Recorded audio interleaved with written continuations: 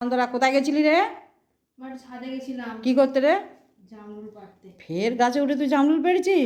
আরে গাছ ভর্তি জামরুল। ছোট গাছ বলে পুরো জামরুলটা পেড়ে নিয়ে আসছি পুরো। আরো আছে গাছে অনেক, এগুলো খাও, খুব মিষ্টি। জানি তো এই সময় জামরুল খুব মিষ্টি। হ্যাঁ গো, খেয়ে দেখো। ঠিক আছে, খা দেখি।